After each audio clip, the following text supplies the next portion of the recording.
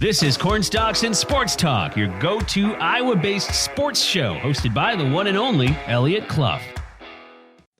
What's up, Cedar Valley, and hello to the Hawkeye State. This is Cornstalks and Sports Talk, your Iowa-based sports show, not on AM 950 KOEL and KOEL.com for this midweek episode, but you can always listen to us on the app, of course, Apple Podcasts, Spotify, Google Play as well. And while you're there, make sure you leave a rate and review. That does help us out a lot. My name is Eliot Clough, at Eliot Clough on Twitter. I'm a UNI insider for Town Square Media covering the Panthers. Today, we're going to be joined for an extended look into the end of the Iowa State football season for the Cyclones and the start of basketball as well. Nick Osen from Cyclone Alert and 24/7 Sports going to be joining us for close to a half an hour. So typically when he's on, we kind of have to rush things together to try to keep it to 15 minutes. He's a busy guy, but he was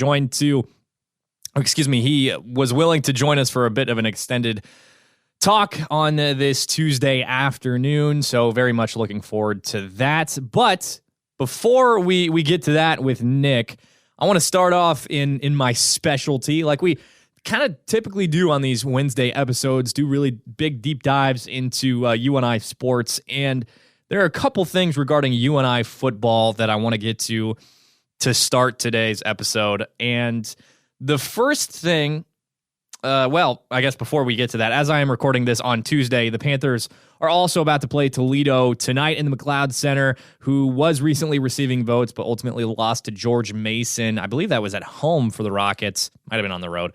Either way, we won't have anything regarding that. I will have a recap on the KOEL websites and, of course, all the other Town Square Media sites that are local, and we'll share that on my Twitter feed as well. So no analyzation of that on today's episode, even though I do tend to have these out on Tuesday and Wednesday, but that'll be available after the game on all the Town Square sites, and of course, I'll share that on Twitter. But again, starting with football today, the MVFC shared this week, actually, I believe it was yesterday, that 3 of its players finished in the top 12 of the Walter Payton Award finalists. For those of you who don't know, that is essentially the offensive player of the year in the FCS, not like necessarily like the Heisman of the FCS, but more or less, because the Heisman always goes to an offensive player in the FBS. So it's essentially that. And Theo Day, believe it or not, starting quarterback for the Panthers, who was one of the best in the country, definitely the best in the MVFC,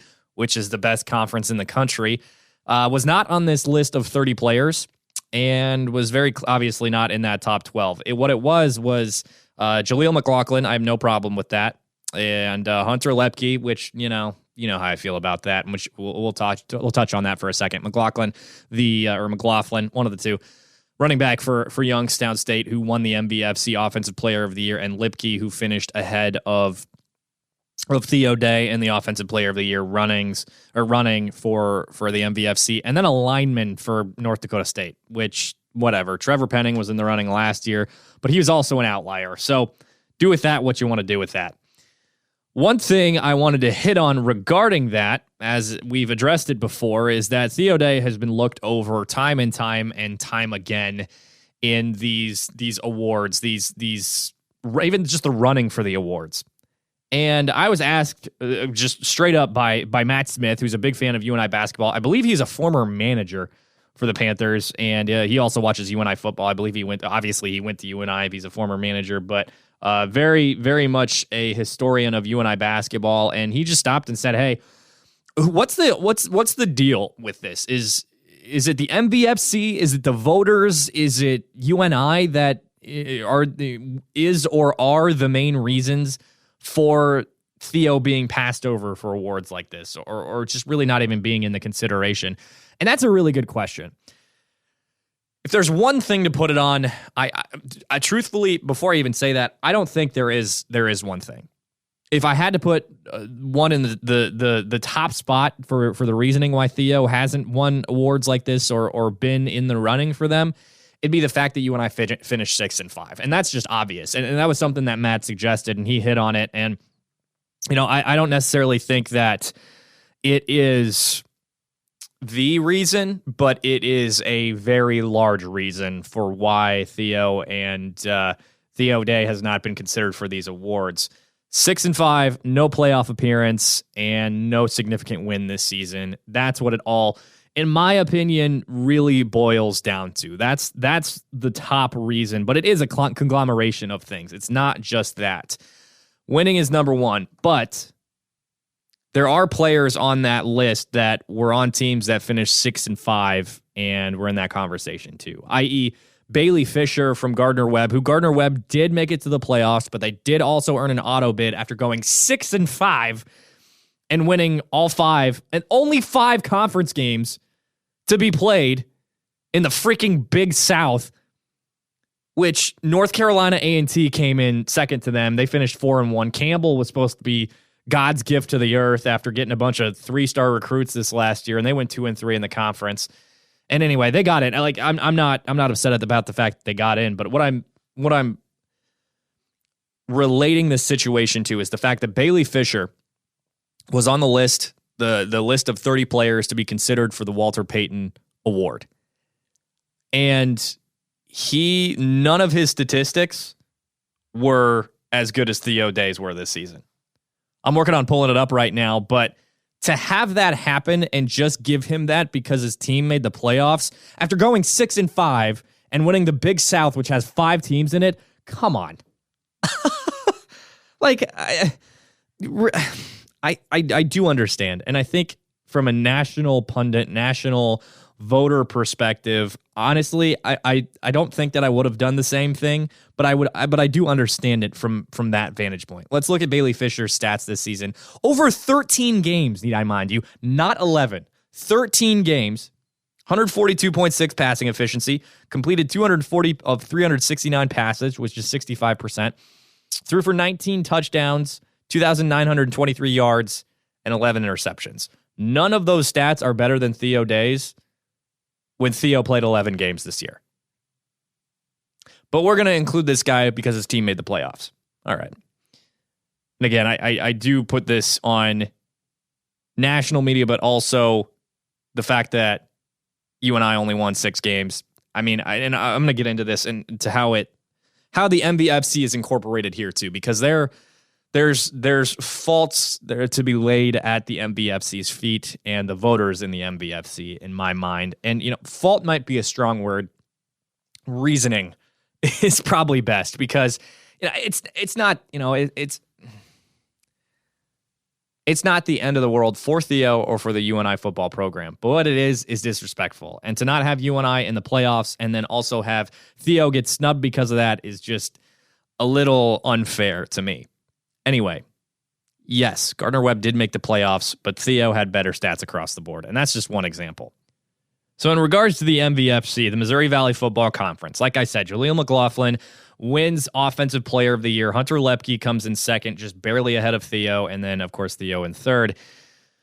Now, what I have gathered based on the results of the voting for the Missouri Valley Football Conference, which is ultimately what I'm assuming national voters, national writers look at and say, oh, okay, this guy was the Offensive Player of the Year. He should be in the consideration. Hunter Lepke finished second. He goes to NDSU, who consistently wins the national title. He's in there.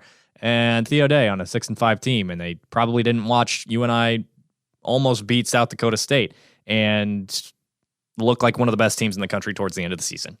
Anyway.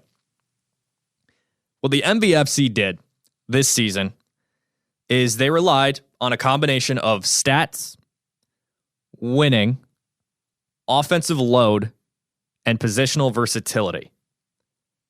And that's why Hunter Lepke of NDSU finished second and Jaleel McLaughlin finished first. Positional versatility, you give that edge to Hunter Lepke. Load of the offense, you give that to Jaleel McLaughlin. Winning, you give that to Hunter Lepke. And stats, you give that to Jaleel McLaughlin. Unfortunately, Theo Day, I mean, you could put him in that conversation for stats, but obviously winning wasn't there. Offensive load was definitely there. He did spread the ball around quite a bit, so you couldn't necessarily say that a ton of guys or one receiver necessarily was so much more productive than the others. Obviously, Sam Schnee was up there. I believe he had 14 more catches than the second leading receiver, which was either Dion or Sergio. I don't know off the top of my head. But obviously, positional versatility isn't necessarily there for Theo. He's not necessarily a dual threat quarterback, though he can run and he knows when to run. He's not a dual threat. He's not. I don't know. Cam Miller for North Dakota State was running the ball quite a bit this year. He's not a Michael Vick. Obviously, there's only one Michael Vick. But anyway, you look at the stats for Jaleel: 227 rushing attempts, 1,588 yards, which is 7 yards per carry. That's nuts. 13 touchdowns. Receiving, he caught 19 balls for 300 yards, 2 touchdowns. Obviously, 7 wins for Youngstown State. And pair that with their passing game, which is incredibly mid at best. I think their starting quarterback threw for 12 touchdowns and 1,500 yards. And it was between him and it was like Tyler or Mitch. I don't know. Something very basic. Or Tyler Davidson or something was their starting quarterback. Again, I don't know this because you and I didn't play Youngstown. But to have that type of production with a very average passing attack, I think is pretty indicative as to what Jaleel McLaughlin, what he was able to do and how good he is. And you just pair all of that, and you got the offensive player of the year. You got a guy who can run the ball. You got a guy who can catch the ball. You got a guy who can score, obviously. You got a guy who was on a team that had 7 wins, didn't make the playoffs, but and just the sheer load that he had for the Penguins offense this season. And then you look at Hunter Lipke, 98 rushes, 621 yards, 9 touchdowns. Receiving, he had 14 catches for 196 yards and 4 touchdowns. Obviously, the 10 wins. Now he's out for the season, but he was at North Dakota State. So obviously that's just the really big thing right there. And I think that's something that voters may have looked at, and he was essentially a fullback / running back. And you could also put him at tight end, and you could add him, and he'd be a great blocker in, bunch package, etc. And part of me, I didn't get a vote this year for the awards. And look, I don't want to be disrespectful to Hunter Lipke. I'm sure the dude would maul me. He could probably eat me if he really wanted to. But when I look at this and see the stat production from Lipke, what I think is, oh, that guy's fun. I'll vote for him. He's supposed to be a fullback, but he caught passes? What? He scored 9 touchdowns? Here's my Offensive Player of the Year award. You were on a team that was really good and you did fun, cool stuff. Here you go. That's what I perceive it to be. And it's North Dakota State being represented in these postseason polls because they're good. And Lipke's fun, fine. But when you actually look at production, you actually look at load, you actually look at what a guy did for a team, and that hasn't been done in the history of the program, essentially. To me, the edge is Theo Day. And I think it all, truthfully, it does boil down to those two things. The MVFC voters, in my opinion, getting it wrong, and the lack of winning in Cedar Falls this season. Now, you can try to just wholly blame the MVFC, but when I say it's a conglomeration of things, what I mean is how they voted, why they voted a certain way, and what the result was. So, in essence, it is a conglomeration. It's not just two things. And maybe I missed something. If I missed something, feel free to message us on the KOEL app. Any thoughts there? Or you can, of course, hit me up on Twitter. It's at Eliot Clough. I want to pick this apart as much as I can. Not in a way to rip it apart, but to try to figure out more about what was going on. If it was more than just the winning, the lack of winning, and the way the MVFC voters voted, or if I'm just misreading this or misseeing it. But in regards to the lack of winning and such, I think some people might say, I don't think that's it, and cite Trevor Penning last season. But the thing about Trevor last season being in the running for the award is we all knew he was going to be a first-round pick. We all knew it. That definitely factored in. And he was also just utterly dominant to the point where he was penalized for being too good. And, that's in there. That's a reason. There's a reason he was in the running for that award. And because UNI's offense was good enough last season to get them into the playoffs and win some big games. And you look at who else would have been in the running on the UNI offense, and I mean, Isaiah Weston, I guess, but he was also hurt quite a bit. And Theo definitely wasn't the Theo that we know now. So those are some of the reasons that I put together. I didn't say it quite as eloquently on Twitter when I tried to explain it. And I think most people would agree with that if they took a look. But Matt, I hope that suffices, and I hope to everyone else who's listening that makes sense. Again, if not, feel free to hit me up on Twitter or message us on the KOEL app and tell us if you think I'm an idiot. But before we get to Nick, there is another thing I want to talk about in regards to UNI football.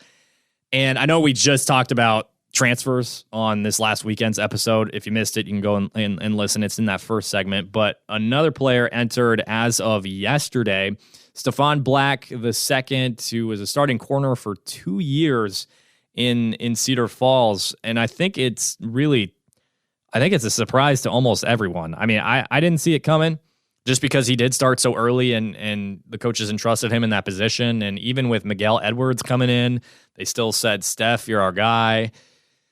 And so if you don't know a whole lot about Miguel Edwards, we talked about him a little bit, but he was, I believe, a 4-star. Maybe not. He was a very highly recruited corner out of high school, and then went to Oklahoma, transferred to Independence Community College, then transferred to Western Kentucky, then transferred to UNI, and now he's back in the portal because he didn't get what he believed to be enough playing time. So Steph was ahead of him despite all those accolades and what Miguel thought of himself. And so this was a bit of a surprise to me. I mean, with the transfer portal era and everything that's happening in Iowa City, stuff is still a surprise, but it's also like, I could see it. Somebody's going to enter the portal. Somebody's going to be a surprise, whatever. And this season so far, it's Steph Black. That's the surprise. I mean, he initially got his playing time in Cedar Falls because of that injury to Omar Brown. And I mean, he did fine. He had that great play against Southern Illinois. Very undersized, if you ask me. He can get away with it in the MVFC because he was pretty good in coverage. Granted, it was a zone coverage, and that's not really where his skill set is, but he did enough. And, he was opposite Austin Evans, which was they tended to go after him when he was a freshman, but like I said, stepped up in that game against SIU. And I'm sure Woo Governor was not happy about that in 2021, who, of course, decided to stick around and then became second-team all-conference corner, 4 interceptions this last season. But he took the responsibility on himself and turned it around, and he's going to be back again this coming year, and I'm expecting big things from Woo. But anyway, Steph told me yesterday that he's looking to go somewhere else that fits his skill set better, meaning that somewhere that plays man defense as opposed to zone defense. So do with that what you will. If you believe that to be the case, that's your prerogative. I think it makes sense. Steph, if he could be physical at the line and really attached to a guy, I think that's where he's going to succeed. He's just a little small for zone, and he only had 1 pick each of those last 2 seasons, and I think that he definitely wants to get those statistics up. But what I'm imagining for how UNI will replace Steph at that starting corner position, I think there's a variety of ways that this could shake out. I know for a fact that Coach Farley and company are on the recruiting trail, not only for high school, but JUCO, and they're looking at the portal right now for sure. Now, with all of that said, not a ton of offers given out quite yet via the portal because it just opened up a couple days ago. It's going to be open through January 18th, and I wouldn't be surprised if Coach Farley and company take their time and just kind of sit around and say, you know what, we'll wait for these guys to commit, really feel like the ones that want to be here will eventually end up here. And that's kind of been the process for them, the way it's been so far with the portal. And I think that they're going to, like I said, I think they're going to go back to the portal. They might grab an FBS corner. They might grab a different FCS corner. They've offered guys that are in the portal that are their FCS guys, and they've also offered a ton of JUCO players so far this offseason, especially offensive linemen in a big way, and defensive backs for that matter. But as far as guys that are still on the roster, there are 2 that I could see stepping up into that corner position next season, if not in the near future. And the first one is DeJuan Mack, who was a very highly touted recruit that ended up in Cedar Falls. Coach Farley had him watch Benny Sapp like a hawk this season to learn what it's like to be one of the best defensive backs in the country and what that work ethic's like and leadership. And I could see him stepping into that role as a redshirt freshman and play some corner. He played corner in high school. And instead of being on the back of the defense with Dale-Sean Staley, he could step into a position that's a little more natural to him that he's used to and play opposite of Wu Governor and be there for 4 years. I mean, it's a possibility. The kid's super talented, initially committed to Kansas and ended up in Cedar Falls. He's very invested in the program. His father's very invested in the program, follows me on Twitter. And I'm really excited about Mac, whether it's at the corner position or the rover or safety or nickel, even like Edwin Dearman ended up at. But I think it's at the back end of the defense for safeties. As of right now, to me, the way I see it, it's going to be Dale-Sean Staley and or a transfer. And then there's a possibility of Edwin Dearman moving from nickel back to that safety position, which he played prior. And there's the possibility of DeJuan Mack being back there too, or playing corner. And now, and just to keep it to the corner position before we get too in the weeds here, I think in regards to the remainder of the roster, guys who could step into that position, Devin Foster is definitely in there. He's a guy that I talked with quite a bit at UNI Media Days that Wu told me about here and there. He's a transfer from Highland Community College, and he's an athlete. Like, he came in as a wide receiver, played a lot of wide receiver. He has 7-11 in his Twitter bio because he's always open. And in the little bit that we got to see him play this season, he made plays. It was against Utah Tech where he came in. UNI was blowing out the Trailblazers. He came in, and the first thing he did was there was a decently long pass that was caught by a Utah Tech receiver. He tackled him, put his helmet on the football, and the ball was on the ground, and UNI recovered it. Foster's, you just look at him and you see the way he moves. He's fluid. And if he can really stick to that corner position, he could be really fun to watch. And he could get that position and shore it up after Stefan Black has decided to enter the portal. Thirdly/fourthly, you could go JUCO, you could go FBS transfer portal. And I think all three are pretty solid options. It depends on where Coach Farley and Coach Randall McCray and Coach Benny Sapp II see things going for Mac, for Foster, and if they can get a guy who was a 3-star, maybe was a 4-star coming out of high school that will come in and contribute right away to be that corner position, maybe be a safety position and move Mac to the corner to keep Foster at the corner. There's a lot of different moving parts that could result in so many different things this offseason for UNI football. And, as much as it sucks to see a guy who was recruited by the staff, who decided to come to UNI and be there for 2 years despite having offers from FBS programs, as much as it sucks to see him go, also I like Steph. Steph's a good guy.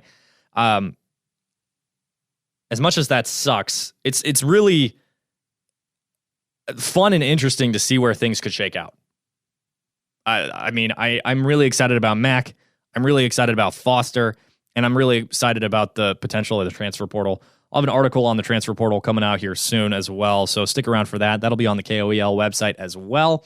Now we're going to head to a quick break. Don't go anywhere, though. We've got Nick Osen from Cyclone Report and 24/7 Sports coming up to talk the start of the Iowa State basketball season and transfer portal for the Iowa State Cyclones on the football side of things. Stay right here for more Cornstalks and Sports Talk. And we're back here on Cornstalks Sports Talk. Nick Osen of 24/7 Sports and Cyclone Alert joining us now for this segment. Dude, first off, Nick, obviously we're going to talk portal stuff for the Cyclones, but things have been insane for the Hawkeyes. Even the last 24 hours on the defensive side of things, Justin Jacobs and Terry Roberts entering the portal. As a guy who covers the Cyclones, knows the Cyclone fan base, and maybe, we can disregard that, but thoughts on what's happening in Iowa City right now? Yeah, I got to say those surprised me a little bit. Those are some big-time names, especially Justin Jacobs with Iowa.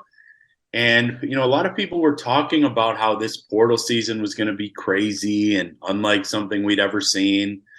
And it sounds like those people may have been correct.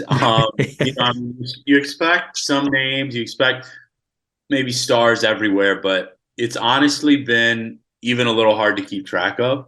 I don't think those were necessarily expected, at least from kind of what I had seen. And it's, I like that players get the opportunity to kind of find a place and be happy and things like that. But I don't know, I kind of like when players are with each other on the same team for 2, 3 years, 4 years together. So it's interesting. It's a really interesting time to kind of be covering college sports and college football specifically. At least specifically for the Hawkeyes, I'm not surprised by all the offensive stuff, but to have that happen on the defensive side of the ball is just wild, and I'm sure we'll get to that this weekend on this weekend episode of Cornstalk Sports Talk. But for now, the Cyclone side of things, not as big. Some guys, but none that I necessarily recognize as huge contributors as a guy that doesn't cover the team. But any portal entrances that surprised you or that you expect to have a huge impact on the Cyclones? Yeah, well said, Eliot. So, most of those names you're seeing, I either had, kind of reported a while back, or those players had kind of made their intentions known before officially landing in the portal. So, Deion Silas is a guy in there, Jaden Gray. There was another player that, was kind of expected. I think it was Hunter Zenzen. But one that was a surprise, not because I expected him back with the Cyclones, but because I didn't necessarily expect him to play another year of college football, was Sean Shaw, a wideout that we reported on Monday. Had some production at Iowa State, great kid, good size, and really well liked by the team and a lot of the staff. But I believe this was his 5th year in the program. So obviously when you usually hear 5th years, they'd be on to the NFL or whatever they're going to kind of do professionally. But with the COVID years, I guess Shaw is someone that is still able to use one. And it sounds like he doesn't want to be done playing college football, which I totally understand. So he's an Oklahoma native. I noticed some Sooners fans and reporters were maybe sharing my initial report on that. So I am curious if that's a team that is maybe just looking for kind of a solid, big-time receiver in terms of size, pretty good in the red zone. That's really the only other name I can even think of right now. There were a couple walk-ons that entered the portal, but yeah, I had kind of told, my readers right after the final game of the season, the TCU game, I don't expect, kind of a mass exit of players. And so far, as you kind of knock on wood for Cyclones fans, that seems to be the case. I think that Iowa State is going to be and is fairly active in the portal, but there's not a sense of desperation or anything like that just because they kind of had a down year. There's a lot of production that's going to be back, Eliot, and there's a lot of faith and confidence in this 2023 recruiting class as well. Now, you mentioned both of the things that I would hit on there in regards to why there aren't a lot of guys entering the portal, especially after a 4-8 season, right? I mean, when these teams have down seasons, generally they flood the portal.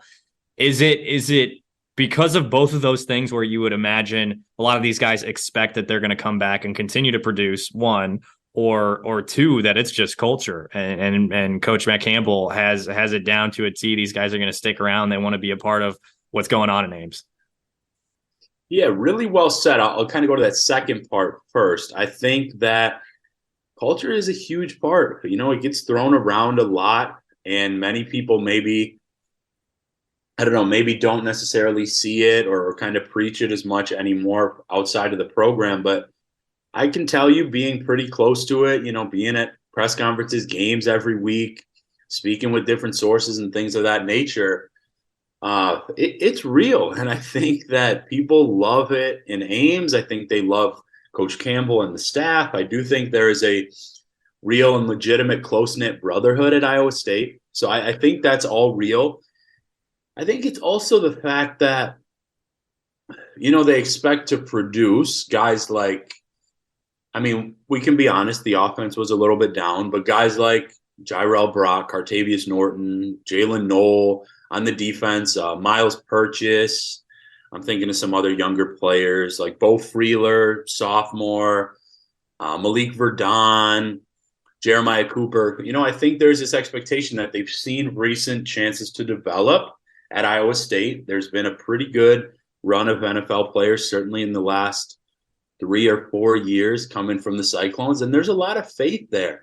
To me, it's a kind of thing where they were 4-8, but I know we talked about it. They were probably 4 or 5 plays away from being 7-5. I think that's pretty safe to say. I mean, Texas, Kansas games, boom, right there. That's 2 plays. That's 6-6. So, yeah, I really like how you kind of questioned that, and I do think that's a legitimacy of it. There could still be 1 or 2 more players that happen. I don't expect any of those big-time names, and I think that's a reason why even amidst a down year and a lot of the changes that I'm sure you'll maybe touch on and that have obviously been happening in the news with the coaching staff, I'm kind of thinking about this like, okay, maybe there isn't this overwhelming sense of worry and kind of concern because there is a faith to get things back on the right track. One player that we haven't touched on that entered the portal from Iowa State was 3-star when he graduated high school, Blake Peterson. He has an offer from UNI. Cordarius Bailey, a guy who has the similar situation where he has some eligibility left, enters the portal, and then he ended up at UNI. Looking for a medical red shirt to add another year of eligibility coming up this season. Is there anything you can tell us about his game in the time that you've been at Iowa State, considering he hasn't seen the field all that much? Yeah, I think that he, generally for the level of programs that would be looking at Peterson, I think that he would be a really good addition.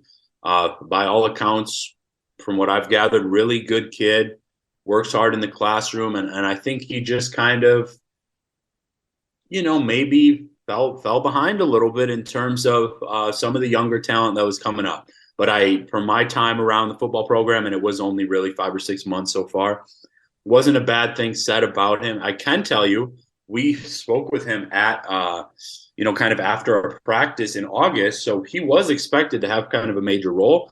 I just think some of the younger guys kind of came up, and that happens. It's actually the most natural thing, obviously, to happen in football and to lose your spot, other than maybe random injuries. So, yeah, I think he's certainly strong. He's got a decent get off on the edge, has produced at Iowa State, just maybe not that star caliber, but I mean, that's okay. That doesn't happen with everyone that kind of comes through college football. And yeah, that was one that we reported on, I think, back in November. So it was, to be expected kind of recently in the last couple of weeks. And I think he just simply wasn't playing a ton, and nothing too much deeper than that with Peterson for sure.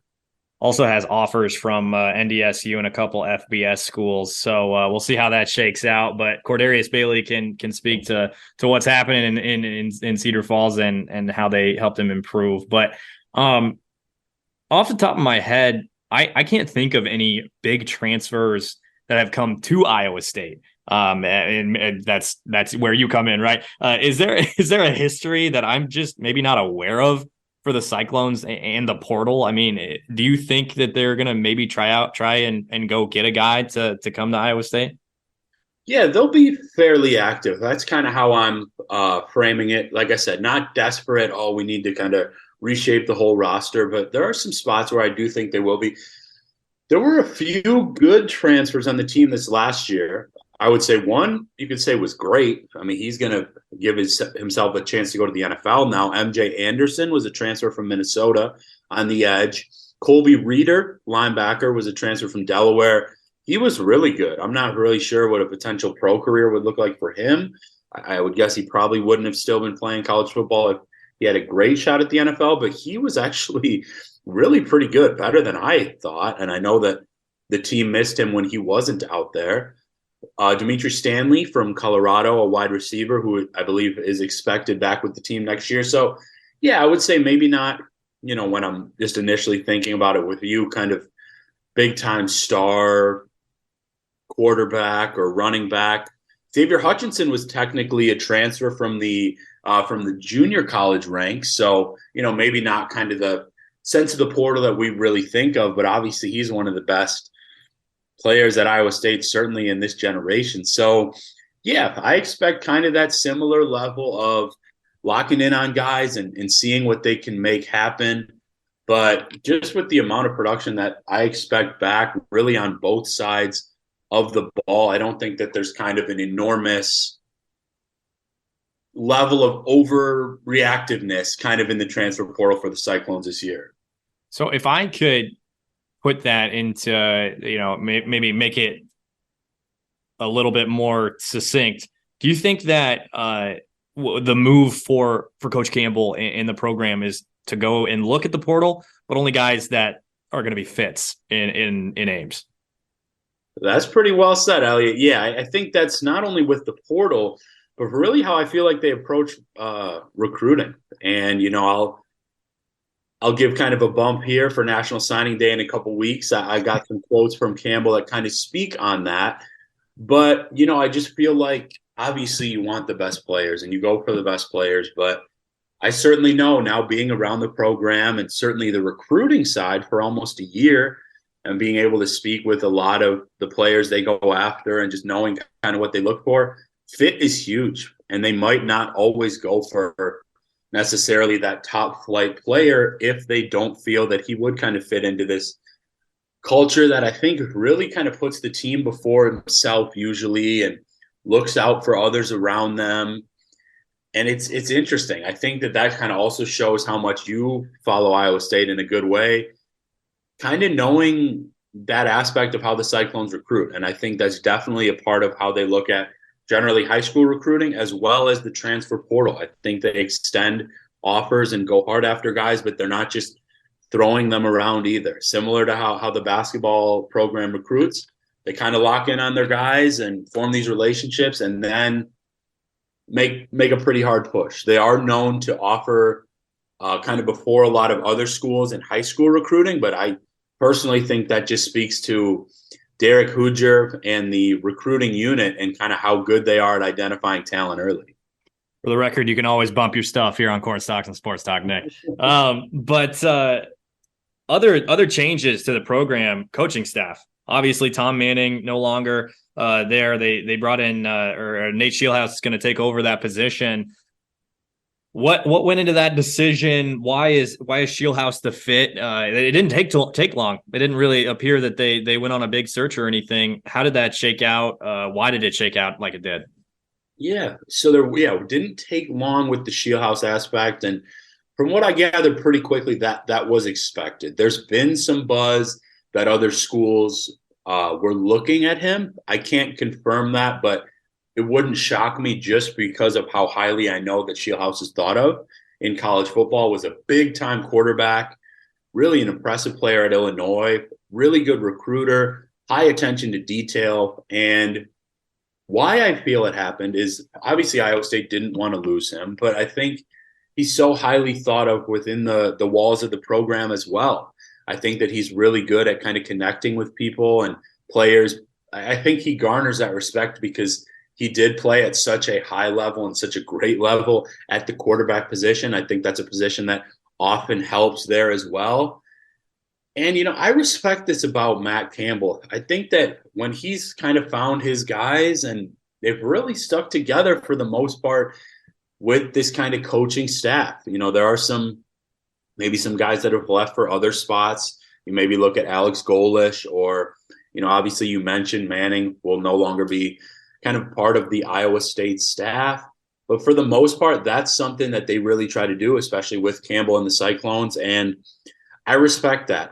I think the Scheelhaase move was somewhat expected, at least from what I gathered. And as a fan of football, I'm excited to see what he kind of does with this offense because, sure, there are spots you'll have to fill talent, like losing Xavier Hutchinson and players of that nature, but they also return a lot of their guys that were expected to have big roles. So I think that's going to be really intriguing to me, Eliot. And, I think it's a really good opportunity for Nate Scheelhaase, who's really been kind of awesome to be around and cover so far as well. Considering we haven't seen him in an OC role, do you have any gauge as to what kind of offense, what kind of scheme he's going to bring into the program?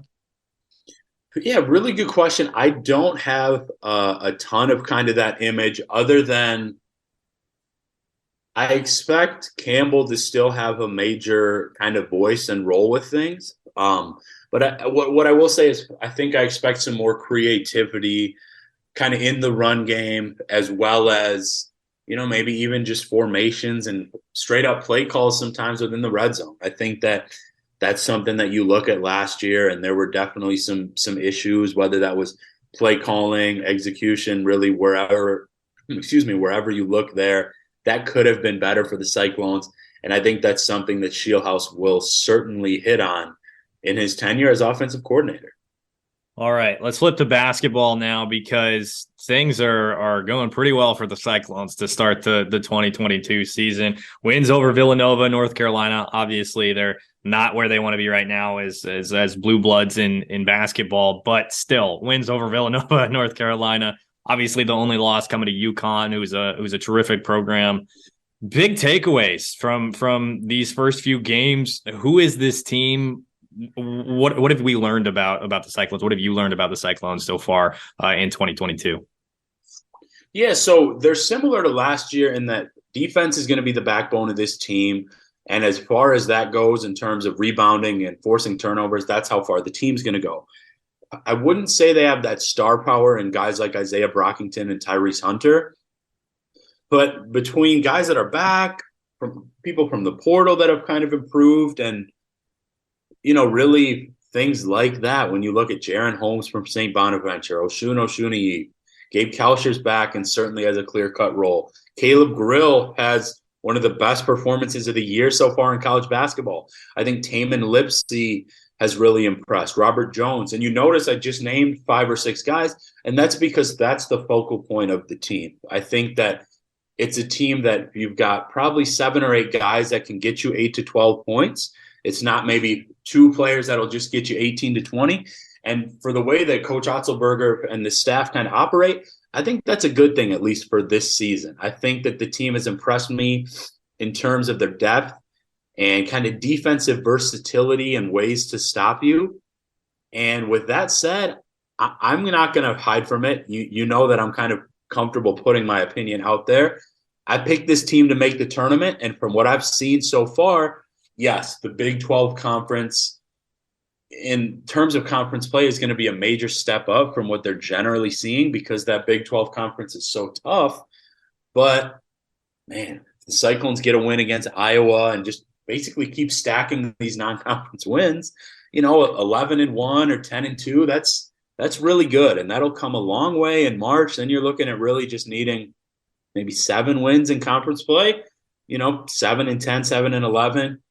That's kind of what I've taken away from the team. And I wouldn't say there are a ton of surprises other than maybe I think Robert Jones has really impressed offensively. He's someone that I'd heard a lot of good buzz about in the offseason. I said that on another show this week too, but he's really put it together. We got to speak with him this week, and just a really impressive person and player. And it's cool to see someone like that has put the time in, really kind of find some of that success.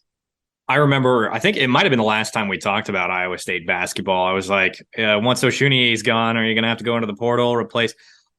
From what I've seen from Jones, dude, I am so impressed because I was like, he's a serviceable big. He'll fill a role, he'll get boards, protect the rim, but he's been awesome this season. Yeah, no, you're exactly right. We did talk about that, and I just feel like, Otzelberger kind of hit on how he's even a focal point of the offense sometimes. I think that so he can pass. I think that his passing out of the post can certainly get a little better, but when he's locked in on shooting and he kind of gets over, I think he, kind of likes going over his left shoulder and maybe a little righty hook as well. Those moves are tough to guard because he's so strong and physical that he can take some contact and punish down there. So he's been really good, a real bright spot for the Cyclones team that has had a lot of them. I think that most people will be honest. They've watched every game like I have. Obviously the coaches have, and I've been a part of it. And I think there's this sense that they're not even at their ceiling, which I think is a little scary and why I can't wait to see this Cyhawk game this week. In just a couple days, they're taking on the Hawkeyes. predictions, thoughts, matchups, etc. What are you looking for in this game? Yeah, I think that a lot of it is going to come down to how physical the game is allowed to be played. But either way, I think that if the game was at Hilton, comfortable to pick a win. But I think either way, I'm going to pick the small Cyclones victory because Iowa is going to be coming off a short trip against Duke, one of the most talented teams in the country, traveling from New York, and then having to get back about a day and a half later to face a rested Iowa State team. I think it's going to be a terrific game, Eliot. You know, I'm smiling here. You can see that. You know how much I love hoops. I can't wait to be at this game and cover it. I'm truly excited. And I just hope that it's, you know, kind of close and lives up to the billing because I think it could be one of the best early season games of the year. It'll be fun, man. He is Nick Osen at the real Nick Osen on Twitter. Go give him a follow. All things Iowa State Cyclones. I almost said Iowa Cyclones. I meant Iowa State Cyclones. Go give him a follow on Twitter. It's from 24/7 Sports and Cyclone Alert. Nick, we always appreciate you, man. You always bring it. You bet, my friend. Thank you so much for having me. Look forward to the next time.